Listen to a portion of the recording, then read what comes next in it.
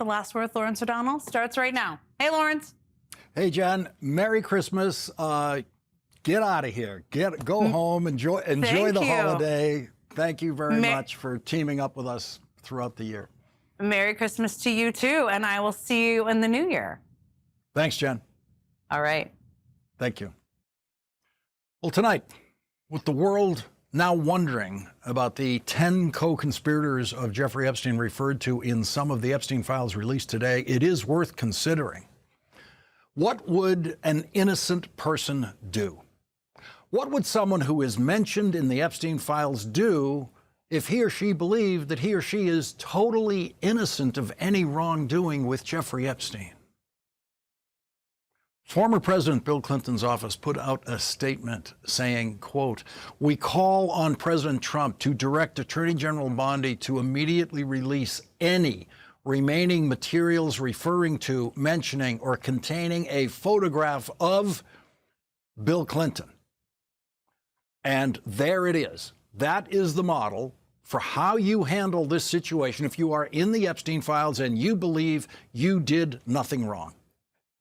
Please feel free to now consider all of the prominent names you have heard this year associated with the Jeffrey Epstein, who have not demanded the immediate release of any materials referring to, mentioning, or containing a photograph of that person. Donald Trump has never demanded that. Donald Trump has done everything he could to prevent that from happening. Jeffrey Epstein's biggest business partner, Les Wexner, has never said, "Release everything about me that's in the Epstein files." And he is not saying it now, after his name emerged today in a 2019 Justice Department email titled "Co-Conspirators." The email described attempts to subpoena the list of co-conspirators, which included Ghislaine Maxwell. A legal representative for Mr. Wexner told the New York Times that he was not a target of the federal investigation or considered a co-conspirator. He provided federal prosecutors with background information on Mr. Epstein and was never contacted again, the representative said. So I guess that settles that. If a lawyer for Mr. Wexner of Ohio says he did nothing wrong, that must settle it. I would love to have that lawyer for Mr. Wexner of Ohio join us here on this program and tell us whether he responded to a grand jury subpoena and whether he testified to the grand jury. I'd love to have Mr. Wexner of Ohio come here and tell us all about his relationship with Jeffrey Epstein, which no one has ever been able to understand or explain. Mr. Wexner is so much richer than Jeffrey Epstein could ever have dreamed of being, and no one's ever figured out why Les Wexner would be in business with Jeffrey Epstein in any way. So what was that all about? And we patiently await Mr. Wexner's lawyer issuing a statement saying that they demand immediately the release of all information in the Epstein files about him and any photograph of him in the Epstein files. We patiently await that moment. There is no indication that Donald Trump was on the list of co-conspirators, but here's what Donald Trump said about Jeffrey Epstein's most important co-conspirator after she was convicted of sex trafficking with Jeffrey Epstein. I just wish her well, frankly. I've met her numerous times over the years, especially since I lived in Palm Beach, and I guess they lived in Palm Beach.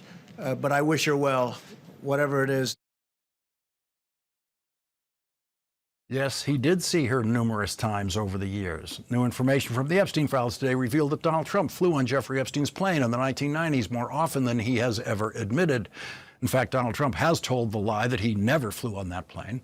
At least 4 of the Trump flights on the Epstein plane included Ghislaine Maxwell among the passengers Donald Trump was flying with. Donald Trump wishes Ghislaine Maxwell well. Donald Trump did not issue a statement today demanding the immediate release of any remaining materials referring to, mentioning, or containing a photograph of Donald Trump.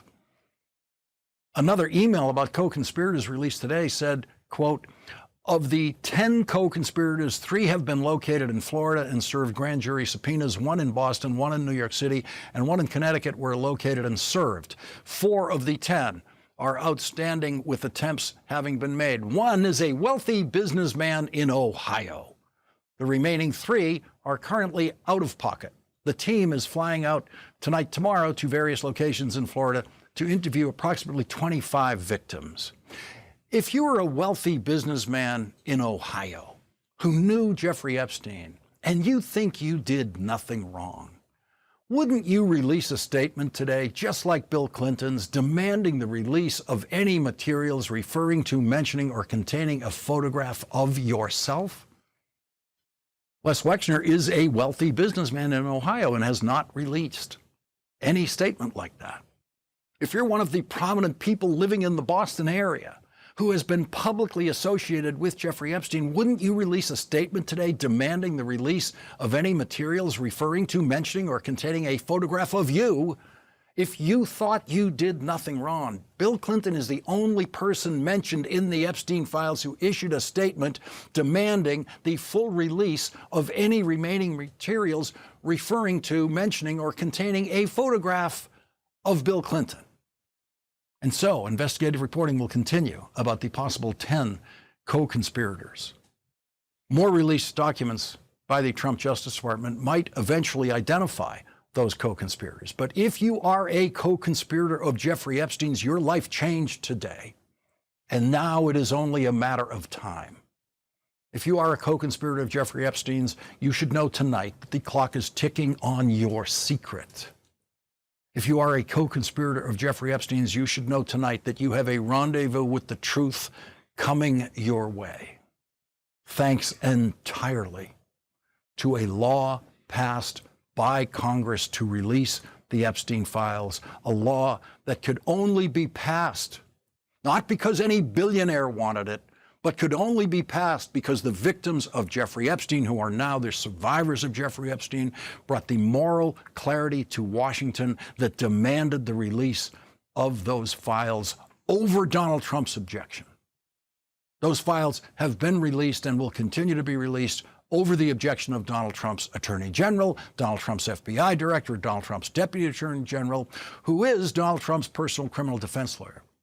They all told the world in April that there was no reason to release a single document from the Epstein files and that the case was absolutely closed. They told the world there were no co-conspirators. They told the world there was no possibility of ever investigating or prosecuting anyone else for any kind of involvement in the crimes of Jeffrey Epstein and Ghislaine Maxwell. Donald Trump and his Attorney General and his Deputy Attorney General and his FBI Director have spent the year turning the Trump Justice Department into the Trump Criminal Defense Law Firm. The Trump Justice Department no longer represents the interests of the United States. The Trump Justice Department represents and defends Donald Trump, and that is why they fought the release of the Epstein files. We don't yet know how much of the redacting of the Epstein files involves redacting the word Trump. But we do know that the completely corrupted Trump Justice Department is capable of continuing to try to cover up whatever they believe they need to cover up for Donald Trump in the Epstein files. The Trump Justice Department is and will remain completely corrupted. They therefore have no credibility at all in anything that they say about the Epstein files. And so when Todd Blanche tells you that something is fake in the Epstein files, like a handwritten letter from Jeffrey Epstein to another pedophile in prison, Todd Blanche should not be able to convince anyone that that letter is fake. There are real reasons to believe it is fake, and there are ways of determining it is fake. But Todd Blanche does not have the credibility necessary to make that case.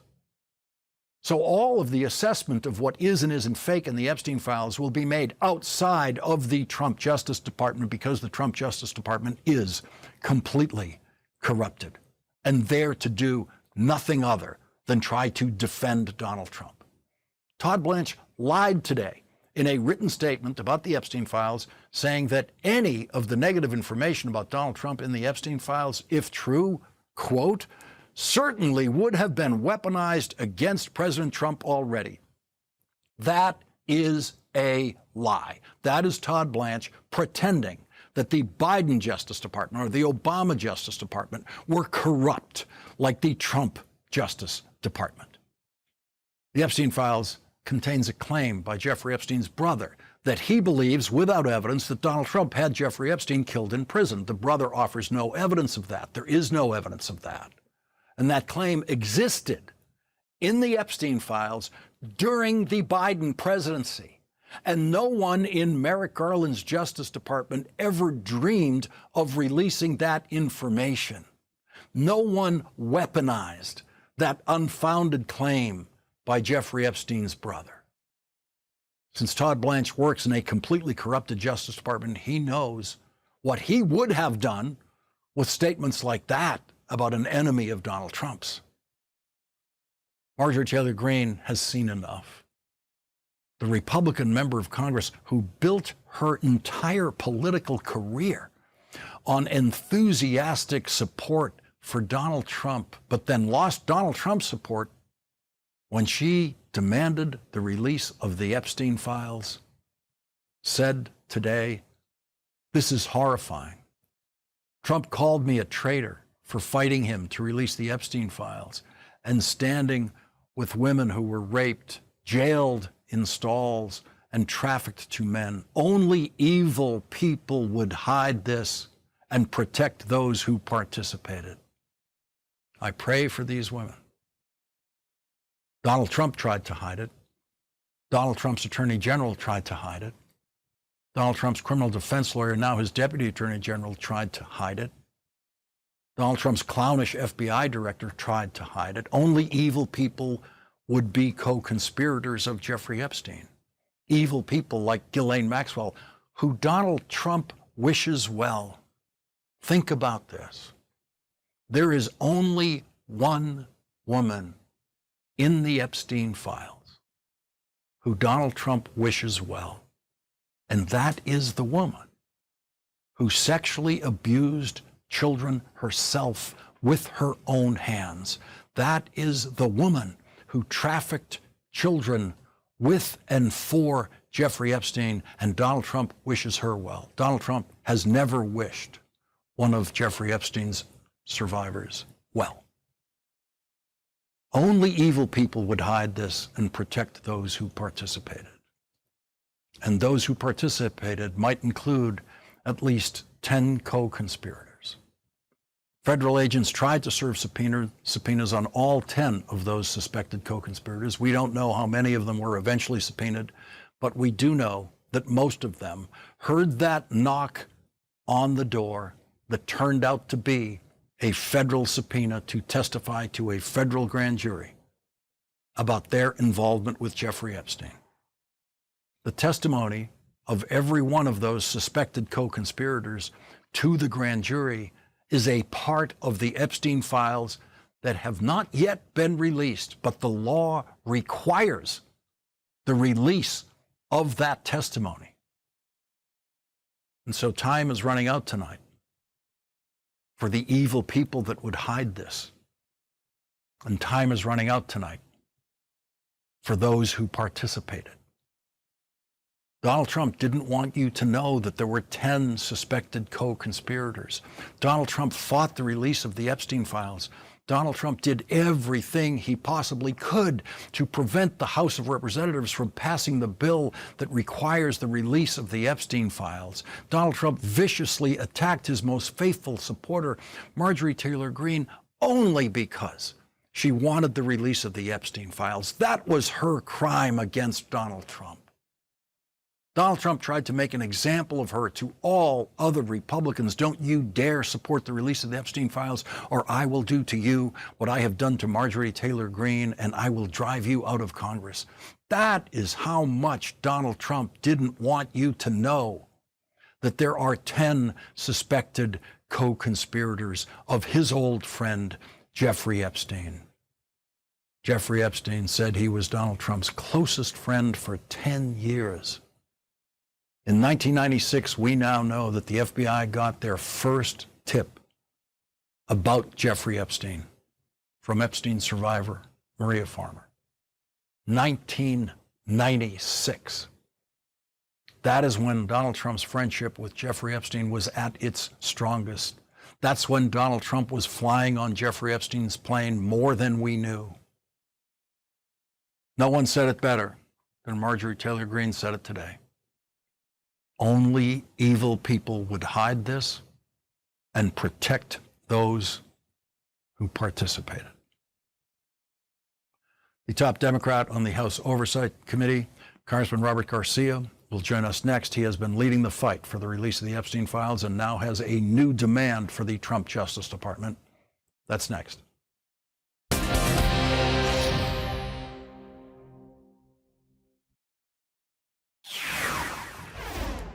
Congressman Robert Garcia is now demanding a Justice Department Inspector General's investigation about the first complaint ever filed against Jeffrey Epstein 29 years ago.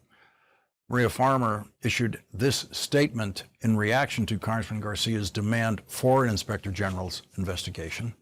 We now all know that the FBI ignored my 1996 reports of Jeffrey Epstein and Ghislaine Maxwell's sexual abuse of minors and possession of child sexual abuse material, which I made not for myself, but for vulnerable girls like my younger sisters and Virginia Roberts Giuffre. Since then, they have engaged in a systematic cover-up to protect him and his circle of powerful abusers. This revelation brings some validation, but not justice or accountability. It must lead to real answers about who knew what and when and why our government's justice system failed so badly. Joining our coverage now is the top Democrat in the House Oversight Committee, Congressman Robert Garcia of California. Congressman Garcia, what are you now demanding of the Inspector General? I mean, it's first of all just outrageous that Maria Farmer made these, of course, went to the FBI, went to the authorities, made all of these pleas for help, put an actual case in front of the FBI of the abuse of Jeffrey Epstein, really for the first time, and the courage that that took. And the FBI then did nothing. Now, this, of course, was now in the late 90s. It was 10 years later that the FBI began looking into Jeffrey Epstein's sex crimes and all the horrible things he did to so many additional women and girls. Had the FBI acted on Ms. Farmer's courage, on her going in and actually sharing her story, we'd be at a different place today with so much trauma inflicted that could have been, of course, we now know, prevented. And so we're demanding that the Inspector General of the DOJ investigate the FBI so that we understand what exactly happened. Every single survivor deserves justice. Ms. Farmer deserves justice, and so that's what this accountability and this report is about. And in the past, this Inspector General has refused, by the way, to address requests from survivors. And now we're saying this is a different moment. He needs to answer to Congress, and we're going to hold the Inspector General accountable to this investigation. What is your assessment of the progress of the release of the Epstein files so far? I mean, what a complete both disaster. This is a complete bungling of this whole process by the DOJ. And one, it's illegal. It all should have been out already. We were very clear. The law is clear. It should all be on the date that was now been passed multiple days, and it should have been accessible and searchable by the American public. That has not happened. And now what do we get? We're getting an enormous amount of sloppiness. We're getting files that are being overly redacted. We're getting other files where survivors' names are actually mentioned. And yet, who's not being, of course, redacted? We have to look at all the files in front of us and see who is being protected. There's also, in this case, very seriously, as we know, names of co-conspirators that are possibly being protected and hidden by Pam Bondi and by the FBI and the DOJ. That is incredibly concerning. And so we're going to expose survivors, but protect co-conspirators and pedophiles. That is right now Donald Trump's Department of Justice. And I'm so glad that the American public is finally seeing that this is a massive White House cover-up.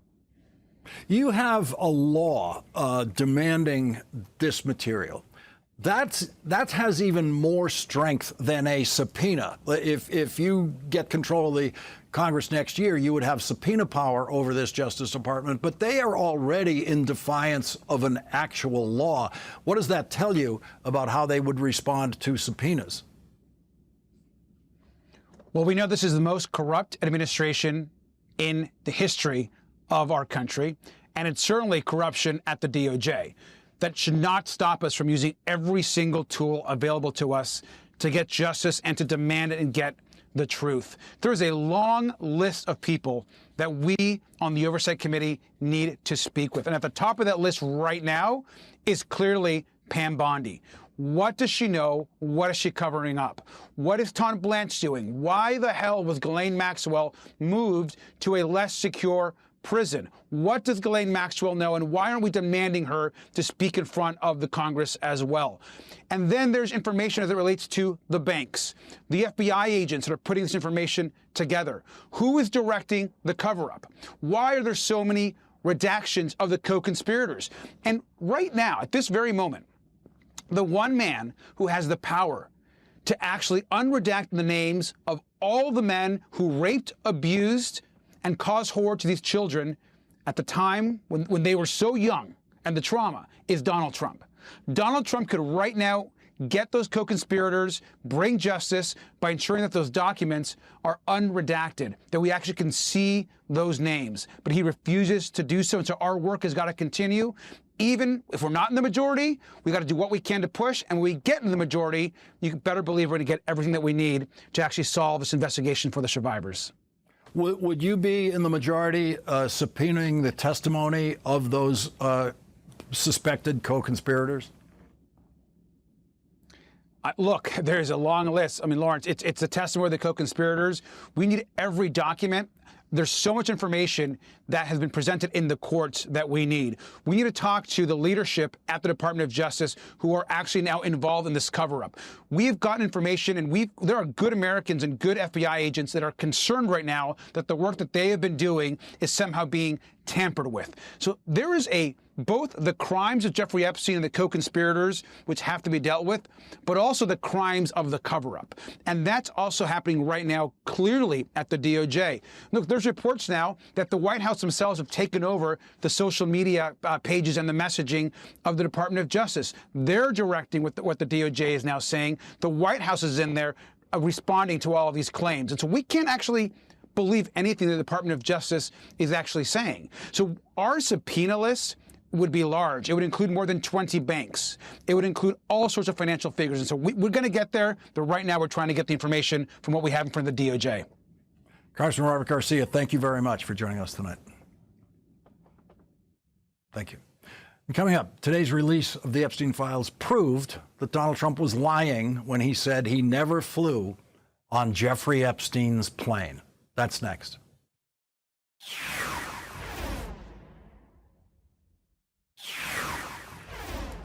Just 2 years ago, about 2 years ago, on January 9th, 2024, Donald Trump boldly told this lie on social media. I was never on Epstein's plane. That is a lie.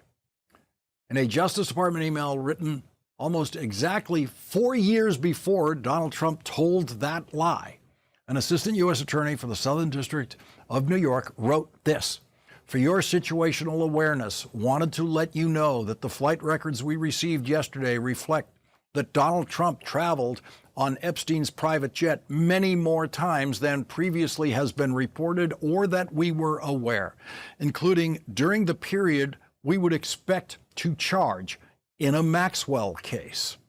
In particular, he is listed as a passenger on at least 8 flights between 1993 and 1996, including at least 4 flights on which Maxwell was also present. He is listed as having traveled with, among others, and at various times, Marla Maples, his daughter Tiffany, and his son Eric. On one flight in 1993, he and Epstein are the only 2 listed passengers. On another, the only 3 passengers are Epstein, Trump, and then 20-year-old redacted. On 2 other flights, 2 of the passengers, respectively, were women who would be possible witnesses in a Maxwell case. We've just finished reviewing the full records, more than 100 pages of very small script, and didn't want any of this to be a surprise down the road. Joining our coverage now is David Enrich, Deputy Investigations Editor at the New York Times. He is author of the book Murder, the Truth, Fear, the First Amendment, and a Secret Campaign to Protect the Powerful. David, thank you very much for joining us tonight. This description of Donald Trump flying on the plane shows the closeness of the relationship, but the most important reporting we have on that recently is your reporting in the New York Times about Donald Trump's relationship to Jeffrey Epstein, which you showed to be much closer than Donald Trump has ever revealed. Yeah, that's right. I mean, Trump has been saying all along, basically since he came onto the scene, that his relationship with Epstein was pretty minimal. And, that's just not true. He can say it all he wants. It does not make it any truer. He and Epstein were very close friends in the late 80s through most of the 1990s and into the early 2000s. They were pursuing women together. They were telling bawdy jokes together. Obviously, as you just mentioned, they were flying on the same plane together. And that's a simple fact. Trump obviously is not happy about that fact and has spent years now trying to downplay or in some cases lie about that fact, but it remains a fact. So as you were doing your big report on this recently, we're knowing that the Epstein files were coming, were you sitting there thinking, I wonder if this is in the Epstein files? Were you going down investigative roads where you thought, I wonder if there'll be something in the Epstein files that can clarify this point? Well, my colleagues and I at the Times have spent years now digging into all aspects of Epstein, and the Trump angle is a big part of that. We've also been looking into all of his business dealings over the years and how Epstein managed to amass this huge fortune and the enablers that helped him do so. And all along, our big question has been, with these Epstein files, what is going to be in there that reveals the assistance and perhaps the crimes committed by the rich, powerful men who he surrounded himself with. And that certainly includes Trump. And I mean, I think with Trump, it was especially perplexing to us what might be in there because, Trump has made such a show about fiercely resisting the release of these files until very recently. And obviously, when someone is that steadfast opposed to something becoming public, it suggests that they have something to hide. And, bit by bit with each of these kind of tranches of files getting released, it's becoming a little clearer, perhaps, why Trump was so uncomfortable with all of this stuff entering the public domain. Yeah, and this is guesswork, but it seems unlikely that the Trump Justice Department would lead with the worst stuff about Donald Trump that might or might not be in the Epstein files at this point. So what's to come, we will see. As we go forward, are there particular things you're looking for that if you could get this thing that could take you down an investigative road that you already have some material on? Well, I think the kind of biggest thing on the Trump side of things is just the question of whether and to what degree they were ever had any business dealings together. I mean, there's no disputing that they were very socially close. They were pursuing young women together. And that obviously doesn't look great. I think if it was ever to be found that Epstein was perhaps helping Trump financially, I think that would be another big revelation. Frankly, I'm more optimistic that what we're going to see in these files is not about Trump. It's going to be about some of Epstein's alleged co-conspirators. And in this latest document dump overnight, we got some real glimpses of that. And I think for the first time, it's becoming increasingly clear that prosecutors and FBI agents were really seriously thinking about pursuing cases against some very powerful people who really have not received kind of the full public reckoning that perhaps they deserve. David Enrich, thank you very much for joining our coverage tonight. Thanks for having me. Thank you. And coming up, Donald Trump and Pete Hegseth have released another video of someone they killed on a small boat because it was on what they're calling a narco trafficking route in the ocean. Every Disney cruise ship is on a narco trafficking route every time those ships leave the dock in Florida. The latest video released by the Trump Defense Department is another indicator of just how bad the kill video that Donald Trump refuses to release must be. That's next with the top Democrat in the House Armed Services Committee, Congressman Adam Smith.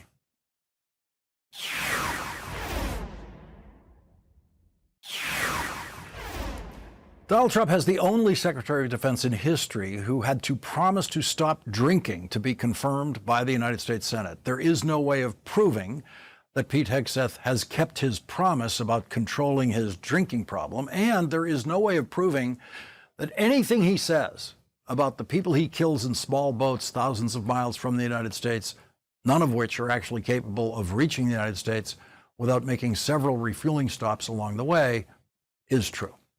Pete Hegseth and Donald Trump have found a way of proving just how bad they think the video is that shows a second missile strike on September 2nd aimed at two men who were clinging to the wreckage of a small boat already destroyed by a first missile. Donald Trump and Pete Hegseth must believe that it looks like murder to any reasonable person, which is why they refuse to release that video and only that video. They are happy to release other videos of them killing other people that they must think don't look like murder.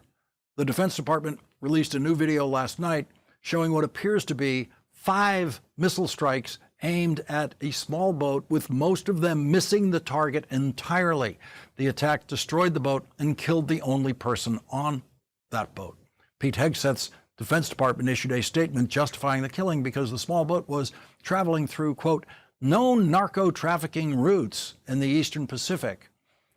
Every Disney cruise ship in and out of Florida is traveling over known narco-trafficking routes at every moment that they are at sea, as is every recreational boat off the coast of Florida. The location of a boat tells you nothing about what is on that boat. Joining us now is Democratic Congressman Adam Smith of Washington. He's the top Democrat on the House Armed Services Committee. And Congressman Smith, when I see them releasing yet another video that they're very proud of, that seems to say they are deeply ashamed of the video that they are hiding, and they must think that it looks like murder on that video that they're hiding. Yeah, well, 100%. They don't like the way that video looks, and that's why they're not releasing it. Why we need to keep the pressure up on this administration to release that video. There's no reason not to. They've released, 25, 30 different videos now. There's no sensitive or classified information involved. But not only does the video look bad, but you've heard Secretary Hegseth, other Republicans describe it in a way that is fundamentally dishonest.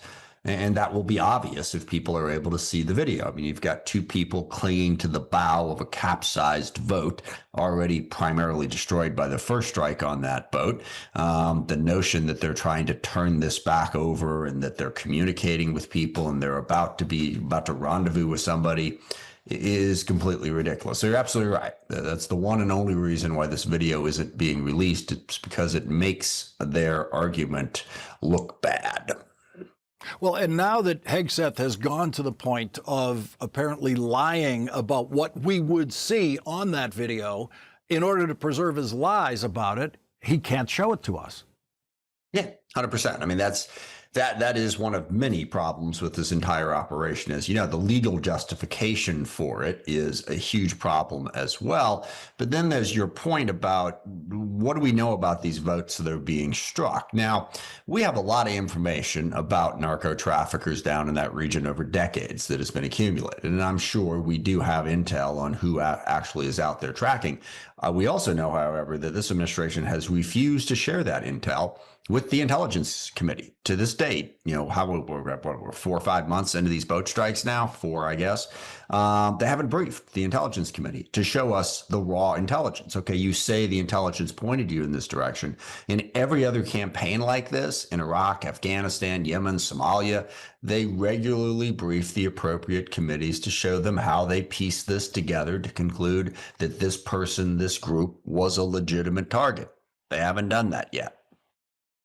The boats that I've seen, small boats, all with outboard motors, the amount of extra fuel tanks you would have to take on those vessels in order to get them up, even as far as Cuba, it would make it impossible to carry all the drugs they're claiming that they would carry. So those boats have to have refueling stops or they're just maybe going to make one stop at some island there, and that's it.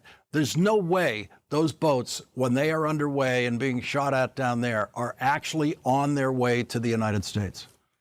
Correct. But let's step back for a second and look at a couple of big aspects of what's going on here. Aside from the intelligence and the second strike on September 2nd, you've got the issue of why are we doing this exactly? And why we're doing this is to push for regime change in Venezuela, but also to go with Donald Trump's rather weird 21st century view of the Monroe Doctrine that the U.S. should dominate the Western Hemisphere. I think that's a really bad idea. A lot has changed since the 19th century, but that's what this is really about. Donald Trump wants to assert control in the region. Blowing up boats is one way of doing that. It's also one way of putting pressure on the Maduro regime, who refuses to work with the Trump administration and trying to drive them from power. This is a regime change operation. This is a war by any other name. But then the second thing is, are we really trying to reduce drug trafficking in the U.S.? Is blowing up a few dozen boats in the Caribbean going to have that impact? I don't know of any sensible person who understands this issue who says yes. It's not going to have much of an impact on that.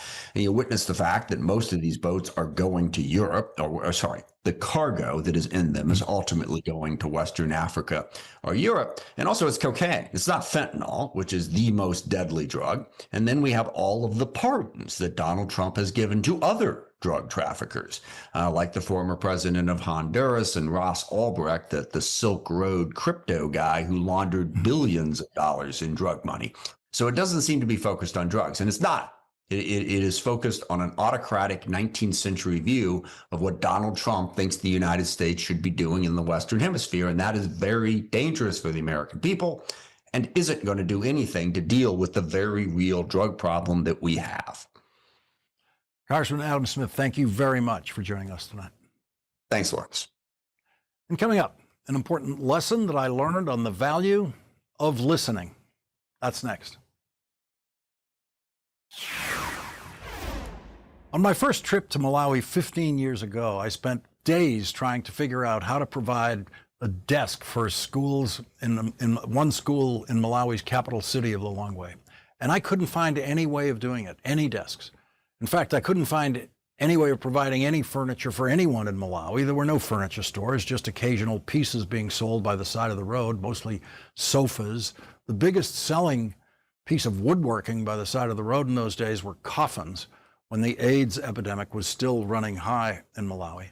And then I met Victor Chinyama, who was working for UNICEF, and he brought me to a hardware store run by Motion Musa, who was able to very quickly build one classroom of desks, about 30 desks that became our first desk delivery, paid for with the cash in my pocket. And at that first school, just before the desks arrived, Victor said this. I can tell you that a desk delivered at a school, that's Christmas for these kids. Christmas comes in December 25th and pretty much nothing happens in their lives.